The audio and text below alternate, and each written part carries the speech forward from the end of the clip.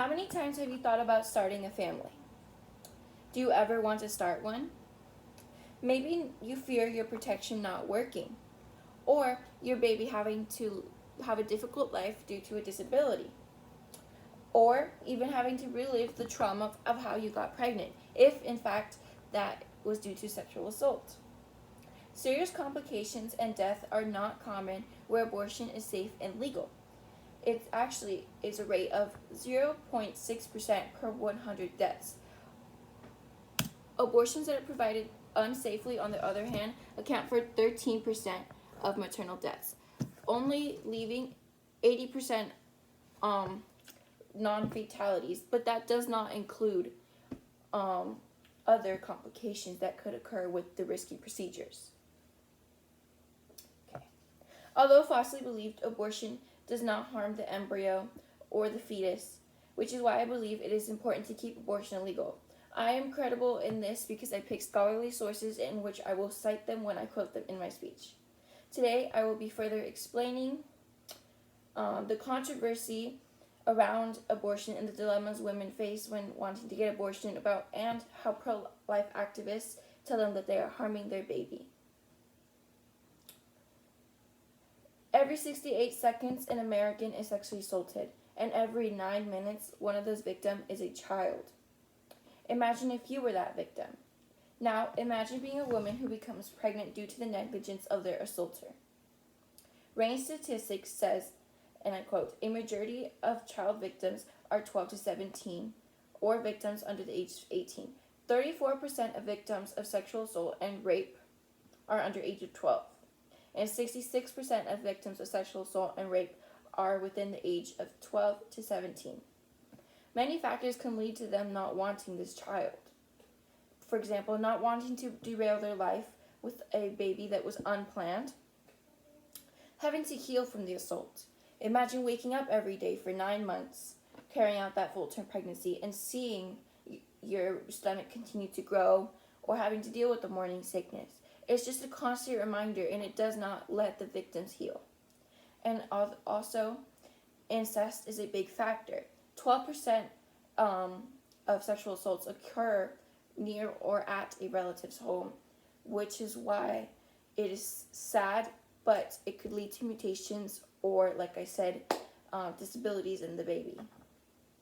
I have just informed you of the reasons of why a victim of sexual assault would choose not to want to give birth to their perpetrator's child. Now let's take a look at the shortage of physicians. In multiple abortion laws and public health policies, it is stated that only doctors can perform abortions. Obstacle Course University of California Press 2020 tells us how this is a feature that provides a roadblock to some mothers, and some countries have a shortage of doctors trained or willing to provide abortions. With untrained doctors, this leads to mothers doing risky and illegal procedures to abort their child. And this is where the 13% of maternal deaths comes into play. Training more doctors in countries where there's a shortage of physicians able to perform an abortion is a key to decreasing maternal deaths. This can be changed with more coverage on healthcare policies and abortion laws, and those can be covered with laws such as training more doctors. The NIH, National Institute of Health, states that, quote, a 1986 study found that 66% of gynecologists would not perform abortions. A National Abortion Federation study found that only 50% of training programs in medical schools offer abortion training. Furthermore, the majority leave medical school with little to no training in the abortion specialty. Currently, in 83% of counties in the U.S., there are no abortion policies, providers. Women may still be able to get abortions, but there is no constitutional guarantee that they will be able to get one, and that there will be a doctor that will agree to execute the procedure. We now see that mothers wishing to terminate, although with the right to get one, there are laws and healthcare policies there aren't laws and healthcare policies guaranteeing that they will get one, which is what leaves them resorting to life-risking procedures. But what other barriers are there? There are plenty of influential ultra-conservative organizations and leaders around the world who who want women to have as many children as they physically can. In the perspective of society, childbirth is the peak of female achievement. Al Jazeera, Why Pro-Life Activists Won't Protect Women During Childbirth 2020 states that, quote, in the U.S., for example, conservative states moved to quickly ban abortions by classifying them as non-essential services. Last week, the Supreme Court upheld Trump administration rules allowing employees to opt out of including birth control in employees' health care insurance plan. Pro-life activists stand together to ban abortion due to the belief of fetal pain. Journal of Medical Ethics 2020 explains that after inserting a needle into the fetus, they measured whether the fetus responded with hormonal changes that might be expected with pain, and found that they did. This evidence, however, was not accepted as demonstrating pain, but hormonal responses are these hormonal responses are too general.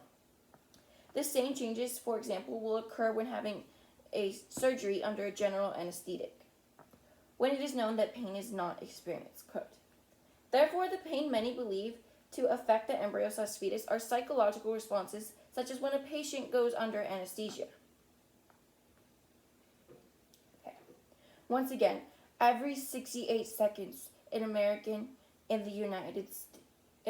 is sexually assaulted, which could lead to impregnation. There's a shortage of doctors who are trained or willing to perform these procedures, but this does not stop women from getting them. However, this leads them to going to at all costs, if they desperately want this procedure, to get risky ones, which could lead in death or other injuries. Like I said, unsafe and illegal abortions account for 13% of maternal deaths. The fetuses do not feel pain. Instead experience a psychological response that many substitute for pain in their counter-arguments. Although falsely believed, abortion does not harm the embryo or fetus or a maternal parent unless given illegally, which is why I believe it is important to keep abortion legal. Everyone is free to have their own opinions for their body, but I think it's important to keep an open mind and let others choose what they would like for their own bodies. And those who don't agree with the practice can choose to not get one for themselves if, for example, their religion forbids them to. Separating church and state is really important in cases like this because everyone deserves freedom, like the flag stands for, freedom and equality for all. Thank you.